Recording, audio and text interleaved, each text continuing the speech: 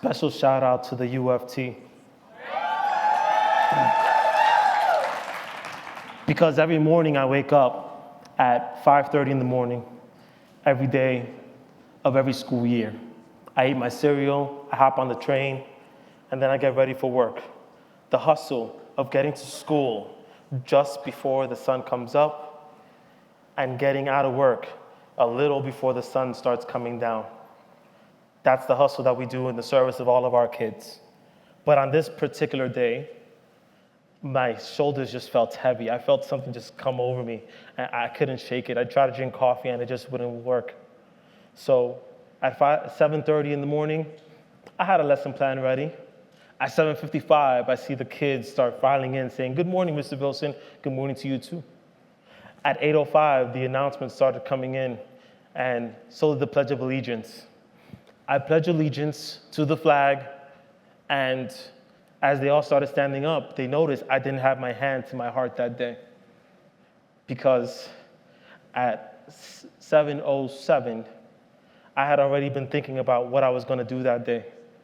But at 8:07, I just told my kids, "Hey, listen, I know what happened last night, and I have an objective, I have a do now, but if you really want to talk about what happened, please let me know, and I'll open my doors to you, and we could talk about it as a group, we could talk about it one-on-one." That day was November 25th, 2014, the day that Darren Wilson was not indicted for the murder of Michael Brown. And so you should notice the boys and girls in that classroom who all of a sudden felt the discomfort knowing that the people that were supposed to protect them all of a sudden may not have been as comfortable because of the color of their skin. I want you to know about the boy who felt a certain way because he didn't know what to feel. And then when you asked him how to feel, he asked me, and I couldn't tell him either. I want you to know about the young girl who wanted to yell out injustices with her Harlem hands, like every single syllable that she needs to talk about. I want you to know that the Common Core state standard that day was about linear relationships. But I need you to know as well that the Common Core state standards were not as important as the grieving of my children and the collective children in all of our classrooms. And so we must know our kids in order to teach them. None of us teach math, English language arts. We don't teach science. We don't teach social studies. We don't teach phys ed. We teach kids. And if you've ever been in the classroom, the one thing you know is this: to teach them is to know them, is to love them.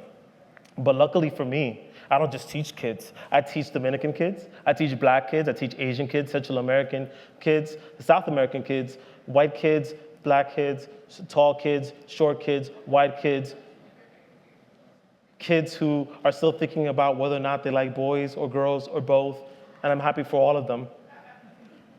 Kids who didn't get a lot of sleep last night. Kids who pretend to be thugs and then let that all go once they walk into my classroom. Kids who may or may not have gotten a lot of sleep. Kids who are still wondering if they should dress in the dress code, but then they're happy because they have it, so that they don't have to explain why their parents couldn't pay for the laundry that week. I have kids who may or may not be college and career ready. I have kids who really don't care about what adults think about what they should be doing, but they're my kids, and they're my kids because I got to know them.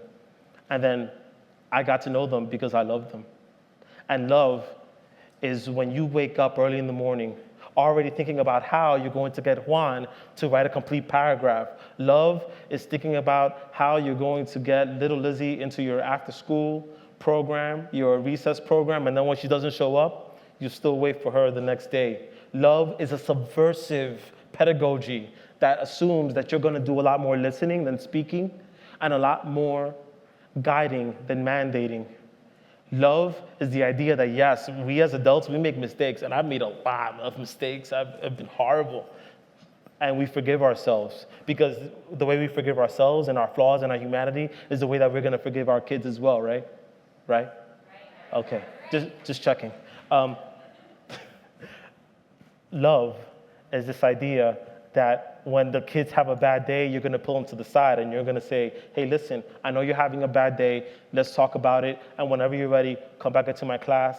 Love is this idea that you can't just put kids in a big testing bubble and assume that they're going to be able to solve all the complex problems of the world. Love is having the outrage within your system to be able to say, hey, listen, we can do so much better. Love is using your biggest teacher voice possible to speak out about the issues that are going on in our world. Love is this idea that, yes, all of our kids matter, but our society still does not hold all of our kids equally. That's why Black Lives Matter. Loves, and I see y'all, so let's talk about that. Love is this idea that you see Michael Brown, Ayanna Jones, Trayvon Martin, Jessica Hernandez in every single one of your kids' eyes, and you never once regret loving them because you see those kids in your own classrooms, and you've given your heart without ever regretting it once, unapologetically. Love is this idea as well that, yes, you're going to love them academically, and they're going to hurt you hard, but you still come back because you still love them as people. And you know full well that they're going to have to come back the next day, and you know that once they come back, they're still yours. Love is also the idea that we put our hearts and souls into this profession, because guess what? You can't put a number to the things that we do on a daily basis. You can't put a number, you can't put an equation to the sorts of love that we have for our students. These are innumerable. And as a math teacher, that's saying a lot. I want to tell you about this young Black Latino male who grew up on the Lower East Side of Manhattan in New York, and before, by the way, MTV gentrified it. And I want to tell you that because of this, he decided that he was going to do his best in school. And everybody kept telling him how great he was. And yet he never looked at his cousins who rotated in and out of jail like turnstiles as any less than he was. I'm going to tell you as well that he may have been academically proficient, academically gifted. He could have been a banker. He could have been a lawyer. He could have been a doctor. He could have been an accountant. He could have been a coder too. $100,000 out of Syracuse University and with a little corner office. And yet he realized that it wasn't just his choices that mattered, but also the good fortune. Love is this idea that he would take those fortunes and spread them out across future generations and become a teacher. Love is this idea that, yes, once we have those good fortunes, we pass them along. And that's why when I wrote this book, I said the following: we cannot leave our stories to chance. Love is this idea that if we get into the classrooms that we have stories to tell, we must all tell them, and we must all tell them well. I did not put this book together just for the simple fact that I wanted to write words or stories or figures. I wanted to sell love. I wanted to sell hope to every single one of you, because I know if you teach anything like I do, I know you're selling your kids love as well. And I want to tell you too that love is my 3-year-old son, Alejandro, who, if you have him in your classroom, by the way, he's going to push your every single button. He's going to push you to love him as much as you would love your own. And he tests me and my lady Luz every single day. But this is not a test. This is love.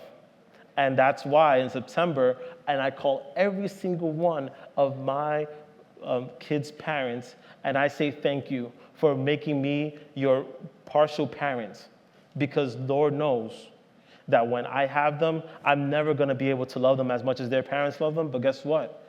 I'm going to love them as much as they are as people, way more than I love them as students. And that is the ultimate standard. Thank you.